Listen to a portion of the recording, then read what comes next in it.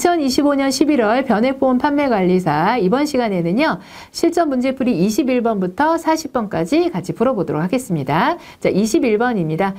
다음 중 변액 유니버설 보험에 대한 설명으로 틀린 것은 이라고 했습니다. 자, 1번입니다. 보험료 의무 납입 기간이 있다라고 했는데요. 여러분 유니버설 기능이 있으면 자유 출입 이렇게 보험료 납입 중비나 뭐 추가 납입 이런 게 자유롭다 보니까 초기에 보험료 납입 중지가 이루어지면은 상품이 유지가 어렵잖아요. 무용지물이 될 수 있기 때문에 무슨 기간을 갖죠? 의무 납입 기간을 갖죠? 이거는 뭐 유니버설 상품 팔아보신 분들은 다 아실 겁니다. 그래서 1번은 맞는 설명이고요. 자, 2번입니다. 변액 유니버설 보험 적립형은 기본보험금을 사망보험금으로 최저 보증한다라고 했는데요.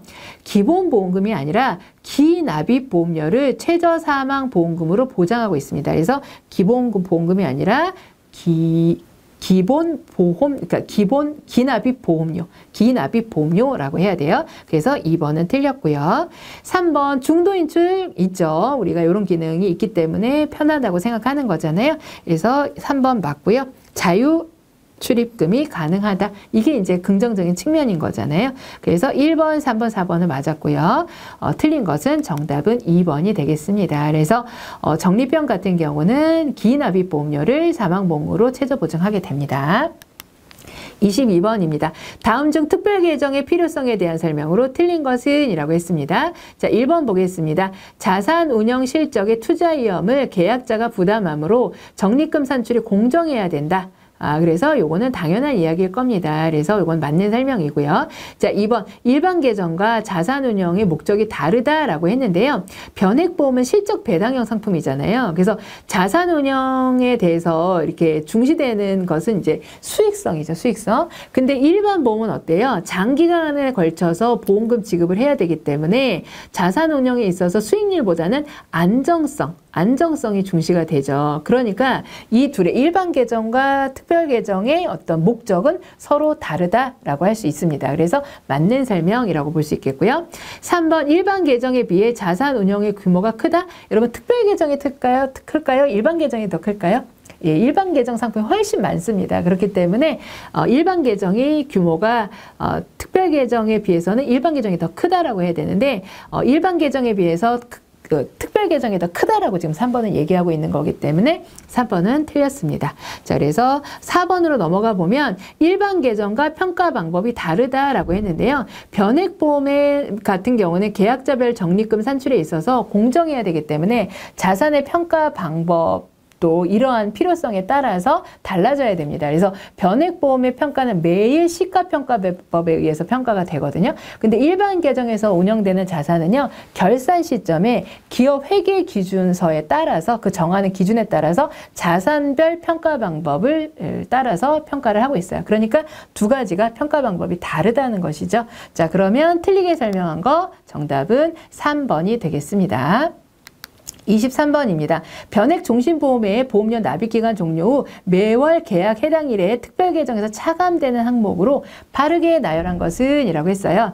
저희가 이제 납입기간이 종료되었다고 이 경우는 이제 납입기간이 종료됐다고 했잖아요. 그러니까 납입 중에 유지비용은 이제 더 이상 차감되지 않고 납입 후에 계약 유지비용이 차감이 될 것이고요. 그 다음에 납입기간이 종료되었다고 해도요. 종신에 대한 보장은 계속 이루어지기 때문에 위험보험료가 빠져나가야 되겠죠. 그래서 자연식 위험보험료는 차감이 됩니다. 자, 그러니까 납입 후 계약 유지비용과 자연식 위험보험료가 차감이 되는 것입니다. 그래서 정답은 4번이 되겠습니다. 24번입니다. 변액 유니버셜 보험의 의무 납입 기간 이후 특별 계정에 차감되는 월 대체 보험료에 해당하지 않는 것은 이라고 했습니다. 의무 납입 기간이 끝난 이후에도 보험료를 이렇게 만약에 납입하지 못한 일이 생겼을 때 이제 월 대체 보험료를 통해서 보험료 효력이 유지할 수 있도록 이렇게 우리가 할 수 있죠. 계약자 적립금이 있으면 월 대체 보험료로 해서 차감을 해서 보험 효력을 계속 이제 유지를 할 수 있잖아요. 이때 월 대체 보험료에 포함되는 것은 보장을 받아야 되니까요. 자연식 위험보험료 우리 그 부분 빠지고요. 그 다음에 계약 체결 및 계약 관리 비용 어떤 그 사업비 같은 것들은 빠져야 되죠. 그리고 선택 특약이 있다면 선택 특약 보험료도 빼야 되겠죠. 그래서 보장을 위한 것과 비용 요게 이제 차감된다라고 보시면 되겠습니다. 그러면 여기 해당하지 않는 거 우선 1번 자연식 보험료 차감되고요. 포함되고 월대체 보험료에 그 다음에 계약관리 비용 같은 어떤 그 사업비 포함되고요. 그 다음에 특약, 선택 특약이 있다면 특약 보험료 포함이 될 겁니다. 자, 그런데 계약 대출 이자는 포함되지 않겠죠. 그래서 정답은 3번이 되겠습니다. 25번입니다. 다음에 생명보험회사 변액보험과 금융투자회사의 투자상품을 비교한 표에서 틀린 것은 이라고 했습니다. 가부터 살펴볼게요. 위험자산의 비중의 제한이라는 부분에 있어서 변액보험은 그 제한이 있다고 봐야 되겠죠. 그래서 변액보험은 미들 리스크, 미들 리턴이라고 표현할 수 있고요. 근데 투자상품 같은 경우 어때요? 그게 없습니다. 그렇기 때문에 하이 리스크, 하이 리턴이라고 할 수 있어요. 그래서 가 같은 경우는 두 자리가 어때요? 좀 바뀌었다라고 할 수 있겠죠. 그래서 변액보험은 채권형을 할 거냐, 주식형을 할 거냐, 혼합형을 할 거냐 이렇게 우리가 그런 어떤 비율들을 좀 조정을 할 수 있기 때문에 제한이 있다라고 볼 수 있겠고요. 그래서 가는 틀렸다라고 볼 수 있겠죠. 두 자리가 서로 바뀌었다. 자, 그다음에 고액 자산 운용 리스크의 부담 같은 경우에 변액보험도 있고 투자자산도 있다. 그래서 계약자에게 다 귀속되는 부분이잖아요. 그래서 요거는 맞는 설명이 되겠고요. 운용기간은 변액보험은요 장기간 운영되는 상품이고요. 투자상품, 증권사나 이런 데서 파는 거는 중단기 상품이라고 할 수 있습니다. 그래서 보험은 이제 복리효과나 이런 것까지 누릴 수 있기 때문에 장기적인 투자상품이라고 할 수 있죠. 그래서 다 맞는 설명이고요. 라 같은 경우 보장기능은 보험은 보장기능이 있죠. 보험이니까. 근데 투자상품은 그런 기능이 없죠. 그래서 라도 맞고요. 그러니까 틀리게 설명한 거 1번 가가 되겠습니다. 26번입니다. 다음 중 특별계정의 자산운용 원칙에 대한 설명으로 틀린 것은 이라고 했어요. 자, 1번 보겠습니다. 일반 계정과 특별계정의 상호 매매 교환은 불가하다. 이거는 당연하겠죠. 아무래도 특별계정 자산운용은 장기적으로 수익성을 추구하는 게 원칙이고 그 다음에 이제 운영성과 위험은 또 고객에게 이게 다 귀속이 되잖아요. 그런 성격을 갖고 있기 때문에 안정성, 수익성, 유동성 이런 것들을 다 이제 고려해서 운영을 해야 되거든요. 그렇기 때문에 특별계정과 일반 계정을 독립적으로 운영해야지 그거를 막 섞어서 운영하거나 교환하거나 하는 것은 옳지 않겠죠. 그러니까 불가능하다는 맞는 설명이 됩니다. 이건 맞는 얘기고요. 자, 2번 개설 초기에는 일반 계정보다 높은 유동성을 확보해야 된다. 이거 무슨 얘기냐면 특별계정에 투입되는 돈이 초기에는 그 규모가 적어요. 우리가 빠져나가는 돈도 많고 아직 적립된 돈도 많지 않기 때문에 근데 이제 투자는 또 이루어져야 하고 이렇기 때문에 그 초기에는 자산 규모도 적고 해지율 등의 예측이 곤란하단 말이에요. 그렇기 때문에 이런 어떤 변동성에 대비하기 위해서 일반 계정보다는 높은 수준의 유동성을 그 특별계정에다 초기에 좀 확보를 해놓을 필요가 있다라는 겁니다. 그래서 이것도 맞는 설명이고요. 3번 특별계정 자산의 운영 방법을 직접 지시할 수 있다? 여러분 직접 지시할 수 있을까요? 요걸 헷갈리시면 안 되는 게 우리가 채권형이다, 뭐 주식형이다, 뭐 혼합형이다 이런 걸 선택할 수 있지만 직접 지시라는 게 이런 거예요. S전자에 투자해 주세요. 이런 거거든요. 그건 할 수 있어요? 없어요? 그건 할 수가 없습니다. 그래서 3번은 틀린 말이고요. 자, 근데 4번 자산운용 성과 위험이 누구에게 귀속돼요? 계약자에게 직접 귀속이 되죠. 그래서 이것도 맞는 설명이죠. 그러니까 틀린 설명은 정답은 3번이 되겠습니다. 27번입니다. 다음 중 특별계정의 자산평가 방법에 대한 설명으로 틀린 것은 이라고 했어요. 자, 1번 좌당 기준 가격 방법을 사용한다. 그렇죠. 그래서 일자는 1원이고 최초에는 1000자당 1000원으로 시작해서 좌당 기준 가격 방법을 사용하고 있습니다. 그래서 1번 맞는 설명이 되겠고요. 자, 2번 매일 투자 수익률을 산출하여 그 성과를 계약자 적립금에 매일 반영한다. 그렇죠. 저 변액보험은 매일매일 반영을 한다라고 했습니다. 그래서 2번 맞는 설명이고요. 3번 당일의 기준가격은 전일 말 특별계정의 전체 순자산을 특별계정 전체의 좌수로 나누어 산출한다. 이게 바로 이제 산출하는 방식입니다. 그래서 이것도 맞는 설명이 됩니다. 4번 보겠습니다. 특별계정의 투자 수익률이 상승하면 보유자 수가 증가한다. 자, 여러분 우리가 이제 주식을 가지고 있다라고 가정을 해보면 10주를 가지고 있는데 올랐어요. 만약에 주식이 올랐어요. 그럼 주식 수가 바뀌지는 않죠. 뭐가 올라요? 그냥 나의 총 자산이 올라가는 거잖아요. 그래서 기준 가격이 상승하게 되고 계약자 적립액이 변액보험으로 따지면 보유자 수가 늘어가면 기준 가격이 상승하면 적립액이 늘어나게 되는 거지 보유자 수가 늘어나는 게 아닙니다. 보유자 수가 늘어나려고 하면 보험료를 납입을 하거나 계약 대출 원리금을 갚거나 이렇게 해서 뭔가 거기에 돈이 들어오게 특별계정에 돈이 투입이 되면은 그때는 보유자 수가 늘어나요. 근데 수익이 잘 나가지고 수익률이 증가했다. 그거를 가지고 보유자 수가 늘어나지는 않는다는 거죠. 그래서 틀린 것은 정답은 4번이 되겠습니다. 28번입니다. 다음 인터넷 변액보험 공시실의 조회 내역에 대한 설명으로 알맞은 것은? 이라고 했어요. 자, 그러면 우선 박스를 보면 이 문제도 아주 자주 나오는 문제입니다. 표를 주고서 해설하는 문제, 해설을 잘한 걸 고르는 문제이죠. 자, 보시면 기준 가격이요. 1,043원이라고 되어 있습니다. 그럼 우리가 최초 시작할 때는 1,000원에서 시작을 했으니까 전체적으로는 4.3%의 누적 수익률이 발생했다고 할 수 있죠. 그래서 여기 누적 수익률이 4.3%라고 써 있습니다. 자, 그 다음에 전일 대비 플러스 3이 올랐으니까 전일 가격은 얼마일까요? 전일 가격은 1,040원이었다는 얘기죠. 그래서 오늘 이제 3이 올랐다는 얘기고, 자, 그 다음에 연환산 수익률이 3%니까요. 3%니까 이 펀드는요, 연환산 수익률이 나왔다는 얘기는 1년 이상 경과된 펀드라고 할 수 있고요. 이게 몇 년 됐는지를 알려면은 누적 수익률 4.3%를 3%로 나눠보면 됩니다. 그러면 이제 1.43 정도가 나오는데 이거를 이제 개월수로 환산하게 되면 한 17개월 된 정도 된 펀드라고 할 수 있겠습니다. 자, 그럼 문제의 보기를 살펴보겠습니다. 1번, 전일 기준 가격은 1,046원이다. 그죠? 전일은 1,040원이라고 해야 되겠죠? 그래서 이거 틀렸고요. 자, 그 다음에 2번 연환산 수익률의 3%는 현재 수익률을 연으로 환산했을 경우에 연환산 수익률이다. 요거는 이제 그 연환산 수익률을 잘 설명한 겁니다. 그래서 요거는 맞는 설명이 되겠고요. 3번 펀드 설정 후 3년 이상 경과한 펀드다 라고 했는데 아직 3년은 안 됐습니다. 한 1년 7개월 정도 된 펀드라고 할 수 있겠고요. 4번 펀드의 운영 성과에 손실이 발생했다. 여러분 수익률이 발생했잖아요. 그러니까 손실이 발생한 게 아니라 이익이 발생한 거죠. 그러니까 4번도 틀렸습니다. 그러니까 맞게 설명한 거 2번이 되겠습니다. 29번입니다. 다음 보기에서 설명하는 변액보험 자산운용 옵션으로 알맞은 것은? 이라고 했습니다. 자, 이 문제는요. 자산운용 옵션 문제도 자주 나오는데 지문을 잘 읽어보면 지문에 거의 답이 다 잘 나와 있습니다. 그래서 한번 지문을 한번 살펴볼게요. 일시납 보험료 또는 추가납입 보험료 등 주로 고액의 자금을 일시에 납입할 경우에 활용할 수 있는 기능이라고 하네요.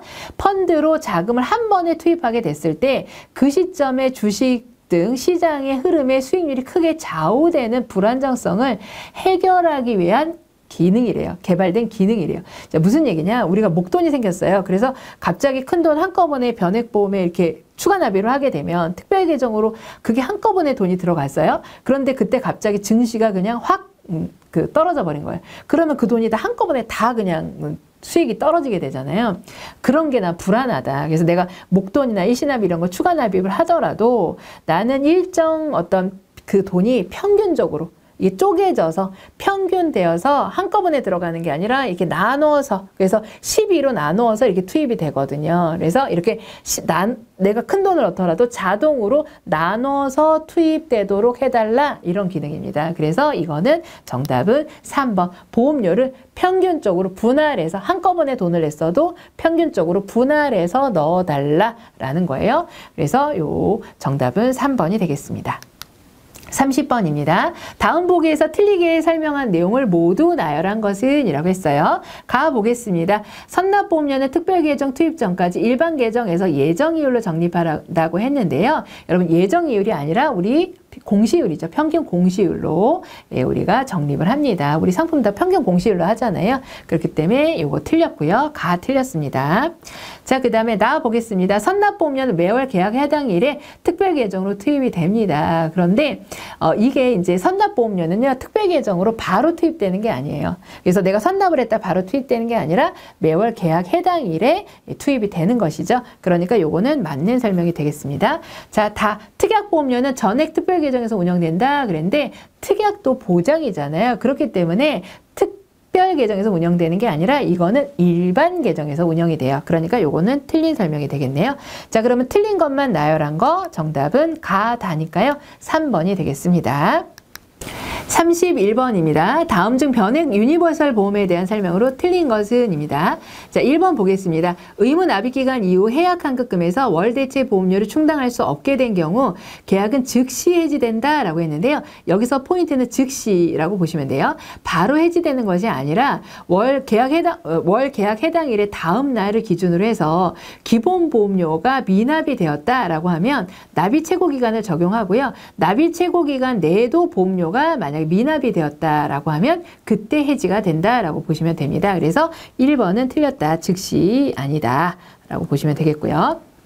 자, 2번 해약환급금에서 특별계정 운영 수수료를 차감할 수 없게 된 경우 월 계약 해당일의 다음 날을 기준으로 뭐를 한다? 납입 최고를 한다. 그래서 앞서 제가 설명드린 내용하고 같은 부분이라고 보시면 되겠습니다. 3번 보험료 미납에 따른 납입 최고는 하지 않는다라고 했는데요.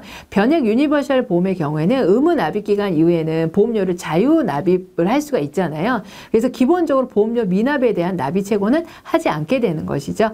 자, 그런데 이제 월 대체 보험료 를 충당할 수 없게 되면 그때 이제 2번처럼 이렇게 납입 최고 기간을 적용하게 되는 것이고요. 기본적으로는 납입 최고는 하지 않는 것입니다. 그래서 3번도 맞고요. 4번 보장형은 최저사망보험금의 보증을 위해 특별계정 적립금에서 보증비용을 차감하여 최저사망보험금 보증준비금으로 적립한다. 요거는 맞는 설명이 되겠습니다. 자, 그래서 틀리게 설명한 거 정답은 1번이 되겠습니다. 32번입니다. 다음 중 변액보험에서 일반 계정 방식 보험계약 대출에 대한 설명으로 알맞은 것은 이라고 했는데요. 자, 변액보험에서 보험계약 대출을 운영하는 방식은 두 가지가 있어요. 그래서 특별계정 방식과 일반 계정 방식이 있습니다. 특별계정 방식은 대출금을 일반 계정에서 먼저 지급한 후에 특별계정의 계약자 적립금에서 그만큼 차감해서 일반 계정에 이체한 후에 일반 계정의 보험계약 대출금 적립금 항목에 적립하는 형태예요. 그래서 이 경우에는 계약자가 보험계약 대출 원리금 전부 또는 일부를 상환한 경우에는 상환 금액을 보험계약 대출금 적립금 항목에서 차감을 하고 일반 계정에서 특별 계정으로 이제 이체를 하게 됩니다.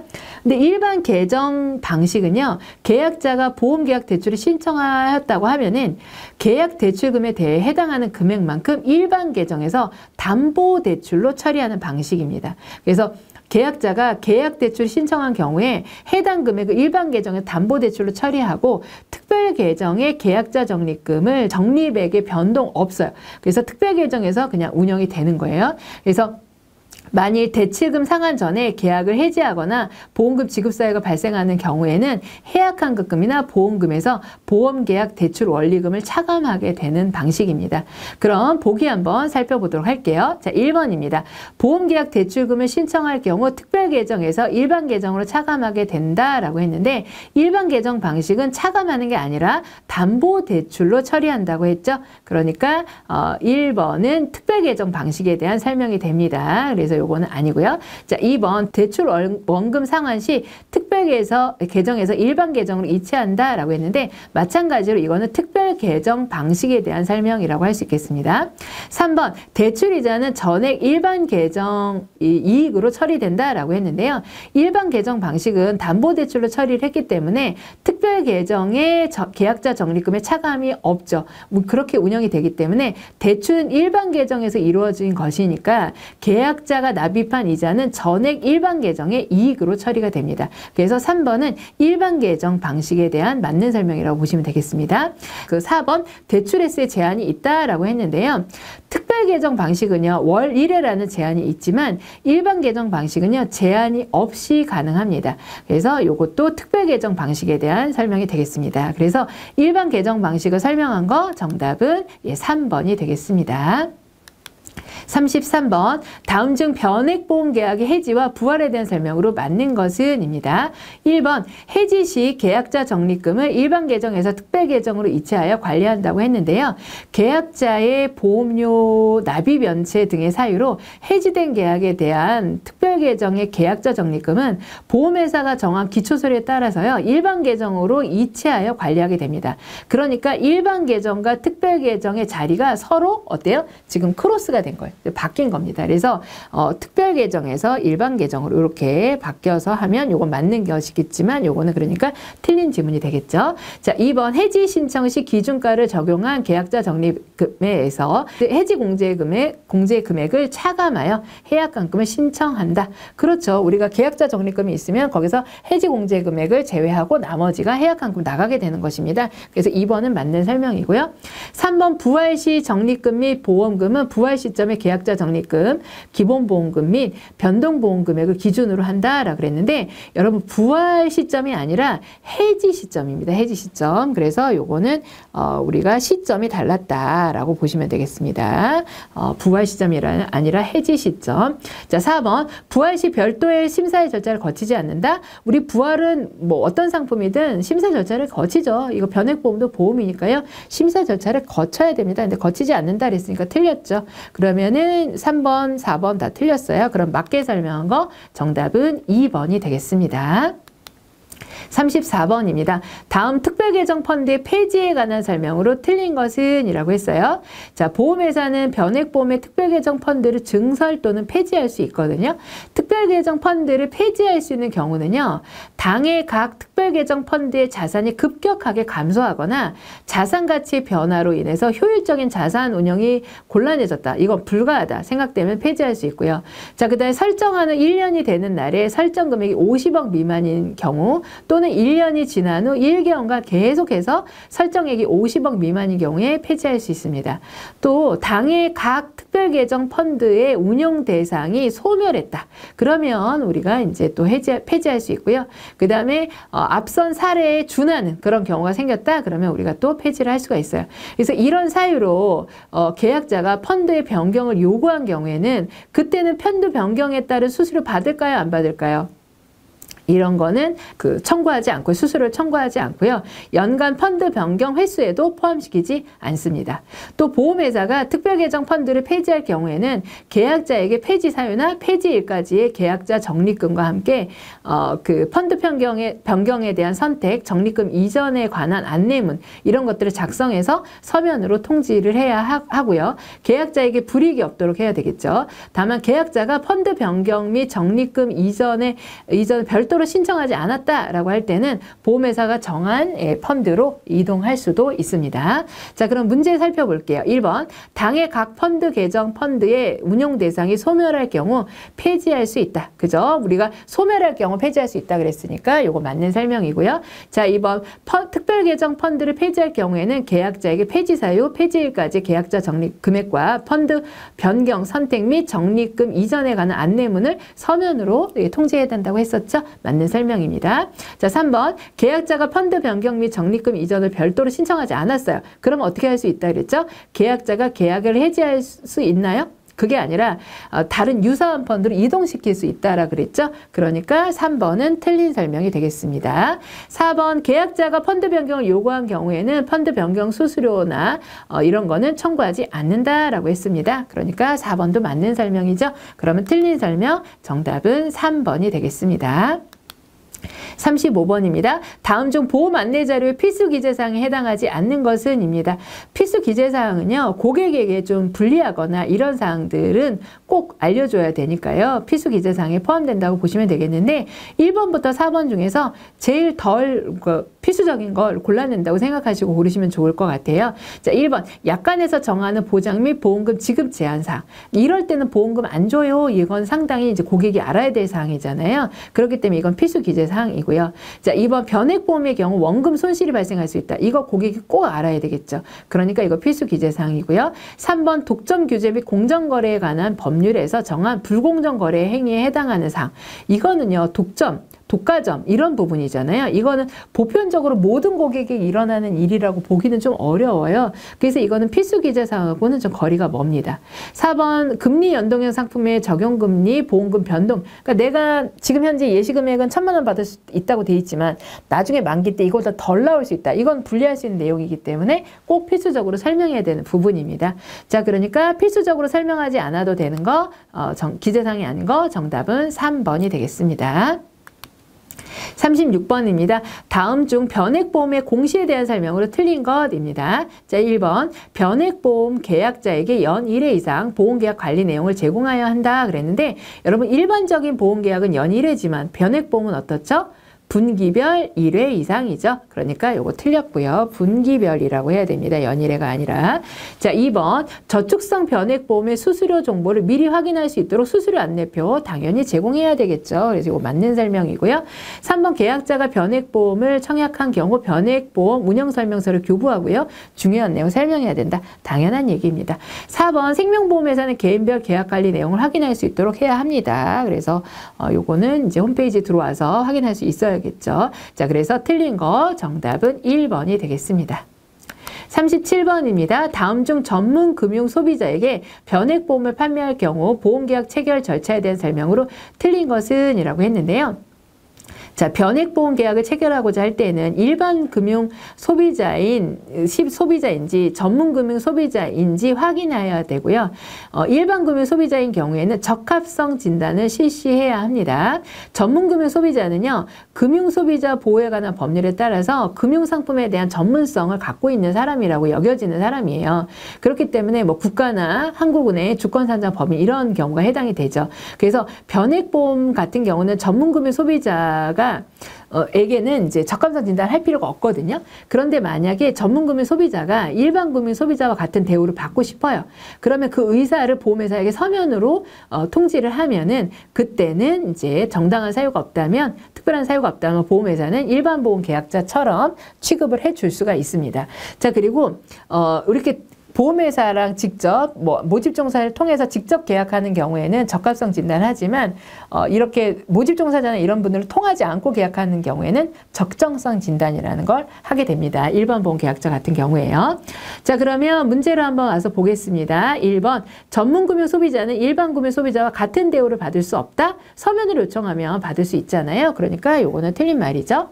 자, 2번 적합성 진단을 실시하지 않는다? 자, 전문금융 소비자는 기본적으로는 실시하지 않죠. 근데 서면으로 요청하면은 할 수는 있고요. 근데 기본적으로는 실시하지 않는 것이 맞습니다. 자, 적정성 진단 또한 마찬가지로 실시하지 않습니다.